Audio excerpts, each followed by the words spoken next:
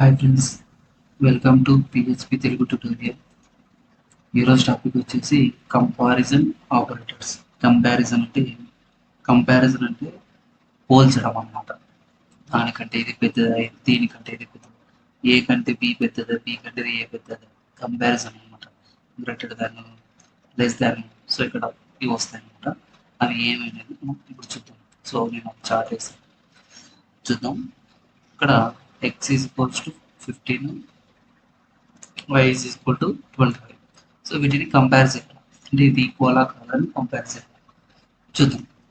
So ఇప్పుడు X greater than why అంటే X కంటే వై పెద్ద ఉంది లేదు. ఎందుకు? సో ఎక్స్ వాల్యూ 15 ఉంది, వై వాల్యూ 25 కాబట్టి ఫాల్స్. ఓకేనా?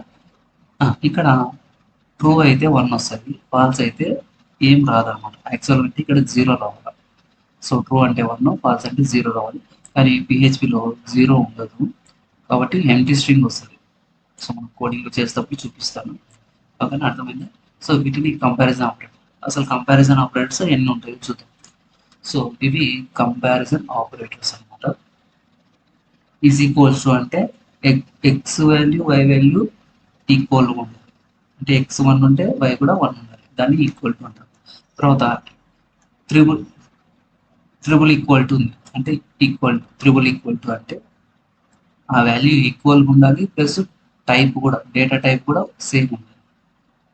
స్ట్రింగ్ ఉండకూడదు. సేమ్ టైప్ అంటే ఇంటీజర్ కానీ ఇంటీజర్ ఉండాలి. మళ్ళీ ఇంటీజర్ స్ట్రింగ్ ఉండకూడదు. ఓకేనా? ఇది నేను కోడింగ్లో చేస్తాను. తర్వాత not equal to exclamation mark అంటే దీన్ని not equal to. Not equal అంటే రెండు వేరే వేరే ఉండాలి. ఇది 3 ఉండాలి, ఇది 4 ఉండాలి. అంటే ఈ రెండు సేమ్ ఉండకూడదు అనమాట. ఎక్స్ వాల్యూ సేమ్ ఉండకూడదు, వై వాల్యూ సేమ్ ఉండకూడదు. సేమ్ ఇది కూడా అంతే, నాట్ ఈక్వల్ టు. ఓకేనా? ఈ సింబల్ కూడా మనం నాట్ ఈక్వల్ టు అంటాం. నెక్స్ట్ ఇది not equal to but type కూడా సేమ్ ఉండకూడదు. సో ఈక్వల్ టైప్ అంటే ఇప్పుడు సపోజ్ ఈక్వల్ టు కూడా సేమ్ ఉండకూడదు. నాట్ ఈక్వల్ టు టైప్ కూడా నాట్ ఈక్వల్ టు ఉండాలి. ఓకేనా? తర్వాత గ్రేటర్ దాన్ అంటే ఎక్స్ కంటే వై చిన్న ఉండాలి, వై కంటే ఎక్స్ పెద్ద ఉండాలి. లెస్ దాన్ అంటే ఎక్స్ కన్నా వై పెద్దగా ఉండాలి. ఓకేనా? గ్రేటర్ దాన్ ఈక్వల్ టు అంటే దానితో పాటు. సో లెస్ దాన్ ఈక్వల్ అంటే దాంతో పాటు. ఇక్కడ ఇంకొక టాపిక్ ఎక్స్ట్రా యాడ్ అయింది, అదేంటో చూద్దాం. సో ఇది స్పేస్ షిప్ అంటారు దీన్ని.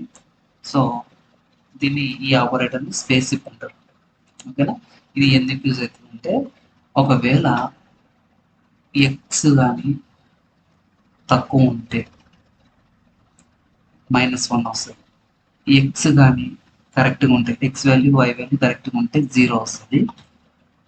ఎక్స్ కానీ ఎక్స్ కంటే వై పెద్దగా ఉంటే -1 వస్తుంది. అర్థమైందనుకుంటా. X value suppose x value తక్కువ ఉందనుకో -1 వస్తుంది. ఎక్స్ వాల్యూ కరెక్ట్ ఉంటే 0 వస్తుంది. ఎక్స్ కంటే వై పెద్ద ఉంటే 1 వస్తుంది. అంటే 3 రకాలుగా యూజ్ అవుతుంది అనమాట. ఇంకా దీన్ని స్పేస్ షిప్ అంటారు. ఇది కొత్తగా వచ్చిన comparison operator.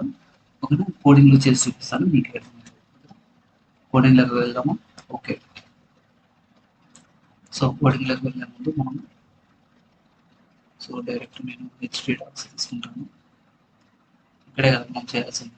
So htdocs learn PHP shift పట్టుకొని రైట్ క్లిక్ ఇచ్చి ఓపెన్ విత్ కోడ్ అనమాట. వచ్చేసిందా?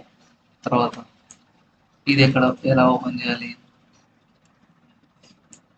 సో మీకు ఐడియా ఉంటుంది, లోకల్ పోస్ట్. సో ఫస్ట్ మనం న్యూ ఫైల్ తీసుకోవాలి. So comparison dot PHP. ఓకేనా? ఇప్పుడు సో మనం లోకల్ పోస్ట్లో ఎలా ఓపెన్ చేయాలో చూద్దాం. సో లోకల్ పోస్ట్ ఇక్కడ కంపారిజన్ ఉంది కదా. సో కంపారిజన్ ఈడ్ ఉంది కదా, కంపారిజన్. ఓకేనా? సో ఇది కాదు, ఇది నేను ఆల్రెడీ చేసి పెట్టాను. సో కాబట్టి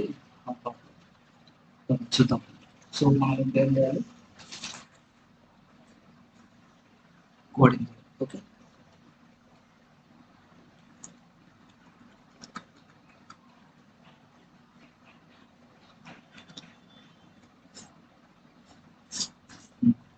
ఇప్పుడు టూ ఆపరేట్ టూ వేరియబుల్స్ తీసుకుంటాం. a is equals to sorry a is equals to 10, capital B is equals to 10. So వీటిని మనం కంపారిజన్ చేయాలి. సో ఫస్ట్ కంపేర్, సో నేను ఏం చేస్తానంటే ఫస్ట్ కంపారిజన్ చేస్తాను. సో మనం ప్రింట్ చేయాలంటే ఏం చేయాలి, echo a double equal to first comparison. So ఇప్పుడు మనం దీన్ని రన్ చేయాలి. సో సేవ్ చేసి ఇక్కడ రన్ చేయాలి. రన్ చేయాలంటే రిఫ్రెష్ చేస్తే ఇక్కడ 1 వచ్చింది. 1 అంటే ఏమి, ట్రూ కదా. ఇక్కడ రాస్తాను, మీరు గుర్తుపెట్టుకోండి.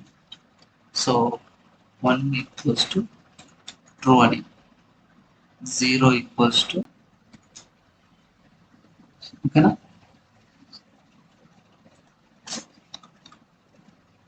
Next comparison. ఒకవేళ నేను ఇక్కడ 3 ఇచ్చాను అనుకున్నాను. సో 3 ఇచ్చాను, ఇక్కడ నేను రిఫ్రెష్ చేస్తాను. ఏమొచ్చింది, ఎంటీ వచ్చింది. ఎందుకు, ఇక్కడ నేను చెప్పాను. సో 1 అయితే ట్రూ, ఫాల్స్ అయితే 0 రావాలి. బట్ 0 రాదు, ఇక్కడ ఎంటీ స్ట్రింగ్ వస్తుంది. అంటే ఏముండదు అనమాట ఇక్కడ. సో ఖాళీ స్పేసెస్ అంటే ఇక్కడ ఏముండదు. అది కరెక్ట్ అయితే 1 వస్తుంది. ఓకేనా. నెక్స్ట్ ఏముంది, త్రిబుల్ ఈక్వల్ టు, అదే కదా. So triple equal to, so triple equal to నేను చెప్తున్నాను, గుర్తుపెట్టుకోండి. ఇక్కడ ఏమొచ్చింది, 1 వచ్చింది కదా. అదే నేను ఇక్కడ స్ట్రింగ్ ఇచ్చాను అనుకున్నాను. అంటే స్ట్రింగ్ అంటే డబుల్ కోట్స్ ఇద్దాం అనుకున్నాను. డబుల్ కోట్స్ ఇస్తే ఫాల్స్ అయింది. ఎందుకు అంటే ఇక్కడ డేటా టైప్ కూడా ఒకటే ఉన్నది. ఇక్కడ ఏమి ఇచ్చాము, ఇక్కడ ఇంటీజర్ ఇచ్చాము, ఇక్కడ స్ట్రింగ్ ఇచ్చాము. ఈ రెండు డేటా టైప్ ఒకటే కాదు కదా. ఇది ఇంట్ అయితే ఇది ఇంటీజర్, ఇది స్ట్రింగ్ అయితే ఈ రెండు ఒకటే కాదు కదా. సో కాబట్టి డబల్ ఈక్వల్ అంటూ సపోజ్ డబల్ ఈక్వల్ అంటే రెండు ఒకటే. ఎందుకు, ఇది 10 ఇది 10. ఇక్కడ కంపారిజన్ ఏం చేయలే డేటా టైప్, కానీ ఇక్కడ త్రిబుల్ ఈక్వల్ టు ఇస్తే కంపారిజన్ చేస్తుంది. 0 వచ్చేసి, ఓకేనా. Next not equal to, next ఏమి నాట్ ఈక్వల్ టు. సో చూద్దాం, నాట్ ఈక్వల్ టు ఇక్కడ ఏమొచ్చింది, ఫాల్స్ వచ్చింది. ఎందుకు, ఈ రెండు ఒకటే ఉంది. ఇక్కడ మన నాట్ ఈక్వల్ టు అంటే రెండు వేరే వేరే ఉంటారు. 9 ఇచ్చాను, 9 ఇచ్చి ఇక్కడ రిఫ్రెష్ చేస్తాను, 2 అయింది. ఎందుకు, నాట్ ఈక్వల్ టు అంటే 2 రెండు సేమ్ కాదు. అలాగే ఇంకొక ఆపరేటర్ సేమ్ అనమాట, ఇది అనమాట, ఓకేనా. ఇది కూడా ట్రూనే. ఎందుకు, ఈ రెండు వేరే. ఒకవేళ మనం 10 ఇచ్చాం అనుకోండి, ఇక్కడ ఏమవుతుంది, ఫాల్స్ అవుతుంది. ఎందుకు, ఈ రెండు ఒకటే. ఇప్పుడు నేను ఏం చేస్తున్నానంటే ఇంకోటి డబల్ ఈక్వల్ టు ఇస్తాను. ఇది కూడా నాట్ ఈక్వల్టే, కానీ ఇక్కడ ఏమి అంటే చెప్తానండి. ఇప్పుడు 3 ఇచ్చాను, 3 2నే కదా. ఇప్పుడు 3ని మనం డబల్ ఈక్వల్ టుగా చేయాలి. అంటే స్ట్రింగ్లో పెట్టాలి. ఆ 3ని స్ట్రింగ్లో పెట్టాలి. ఏమవుతుంది,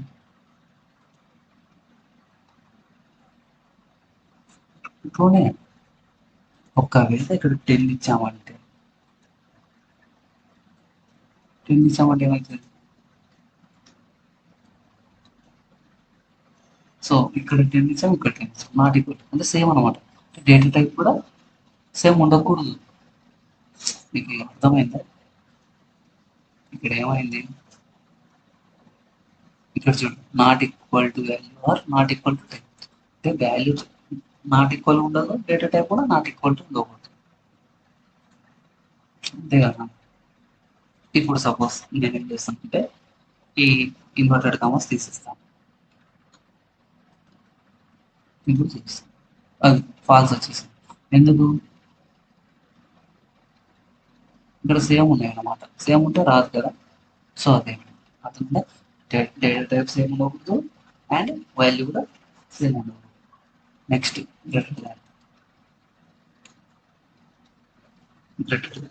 దాన్ అంటే ఏమి, ఫాల్స్ అంటే ఏ కంటే బి ఇప్పుడు 7 ఇచ్చాను, సమానం ఉన్నాయి కదా. ఇప్పుడు ట్రూ అవుతుంది. ఎందుకు, ఏ కంటే బి తక్కువ ఉంది, అంటే ఏ కంటే బి తక్కువ ఉండాలి. ఇక్కడ లెస్ దాన్ ఇస్తాం.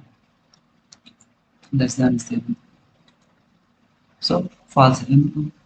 బి కంటే ఏ తక్కువ ఉండాలి, కానీ ఇక్కడ ఏమైంది, ఏ ఎక్కువ ఉంది. అదే ఇక్కడ 18 ఇచ్చాం అనుకోండి, అది ట్రూ. ఇక్కడ 1 అంటే ట్రూ. నెక్స్ట్ ఈ less than are equal to. Less than are equal to అంటే చెప్తాను. ఇప్పుడు పైన 10 కింద 10 ఇచ్చాను. సో ఏమైంది, ట్రూ అవుతుంది. ఎందుకు? ఏతో పాటు బి కూడా ఈక్వల్గా ఉంటారు. ఏతో పాటు బి కూడా ఈక్వల్ ఉండాలి. Less than or equals to బితో పాటు ఏ కూడా ఈక్వల్ ఉండాలి.